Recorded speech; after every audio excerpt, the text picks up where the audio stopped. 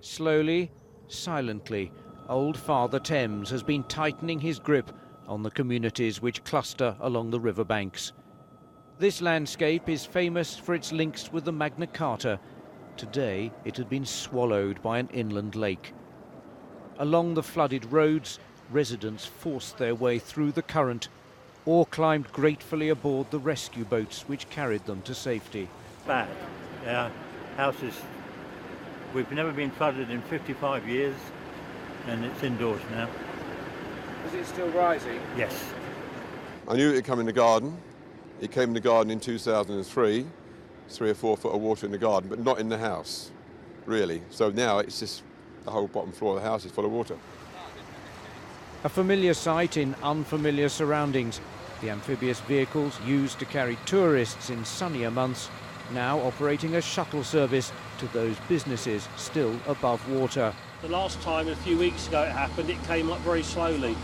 But this time's been much quicker. All the residents didn't evacuate last time. The operation along the flooding River Thames is very much a joint effort.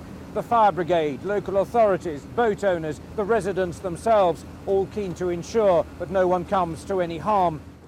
The Environment Agency estimate that up to 900 properties have been flooded since the end of last week. Families and businesses who knew what was travelling downstream towards them are now coping with its arrival. This is the ancient village of Datchet. Its centre, a lake for the first time in living memory. Its rail links with London severed as the Thames found another route. Whilst James Hagger removed water and sewage from the garden of his brand new home in the only way he could.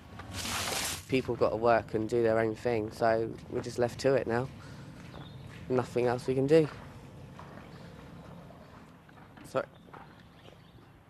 The despair expressed so often in the floodlands of the southwest is spreading down another river. At dusk in Shepperton, Stuart McLaughlin said goodnight to his family and took us to his home a quarter of a mile inside a flooded estate. Came through very quickly, much quicker than before Christmas. That's why half of our cars are still in there. We didn't get the cars out. Yeah, this is the only way in we've got is through the window. Stuart has been snatching what rest he can since Friday. Pumps and flood prevention measures provided free by the Environment Agency are keeping the river at bay.